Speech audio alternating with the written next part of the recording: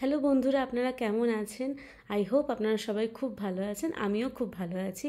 গণেশ চতুর্থীর কিছু খুব সুন্দর মুহূর্ত আমি আপনাদের সাথে শেয়ার করতে চাচ্ছি। আমার কলেজের সময় থেকে আমি গণেশ ঠাকুরের পুজো করি 2014 সাল থেকে। ইনি আমার প্রথম গণেশ ঠাকুর, যাকে আমি আর আমার বোন এনেছিলাম।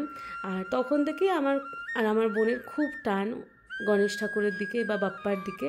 তো আমি খুব মিষ্টি কিছু মেমোরিজ আপনাদের সাথে শেয়ার করছি। আই হোপ ভালো লাগবে। এটা আমাদের 2019-এর পুজো। ছোট করে করেছিলাম, তখন তো শিফট হয়েছিলাম নতুন একটা বাড়িতে, তখন ছোট্ট করেই পুজোটা করেছিলাম। কিন্তু আমার বাপ্পা পুজো অনেক বড় করে করার ইচ্ছা 2015 সাল থেকেই ছিল, তাই আমি ভেবেছিলাম যে একটু ভালো করে করা যায় বলে আমি সেই বছর অনেক বড় একজন বাপ্পাকে আমার বাড়িতে এনেছিলাম। আর দেখলেন নূপুর বানিয়েছি। তো আমার খুব ইচ্ছা ছিল ফুলের সব সাজের জিনিস নূপুর বানিয়ে ঠাকুরকে পরানোর। সেইভাবে আমি চেষ্টা করেছিলাম।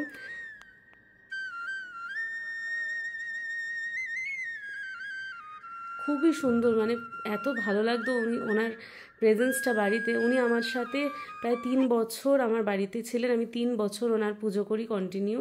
তারপরে আমি নতুন একটা মূর্তি, পিতলের মূর্তি নিয়ে আসি, আপনারা দেখতে পারবেন কিছুক্ষণেই। তো ওনাকে আমি 2021 সালে নিয়ে এসেছি। কেন 3 বছর পরে বিসর্জন দিতে হয়, তাই জন্য। তো আমি মাটির মূর্তি বিসর্জন দেওয়ার আগেই ওনাকে নিয়ে এসে দুজনকে একসাথেই পুজো করেছিলাম সেবার আমি। তো আমার বোন সেবার বলেছিল, দিদি একটুখানি কেক আন।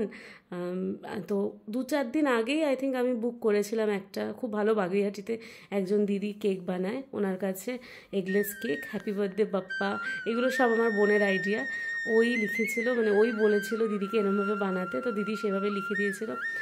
ছোট করে করেছিলাম, কিন্তু আমার খুবই গণেশ ঠাকুরের প্রেজেন্সটা আমার বাড়িতে প্রচণ্ড আমি ফিল করি।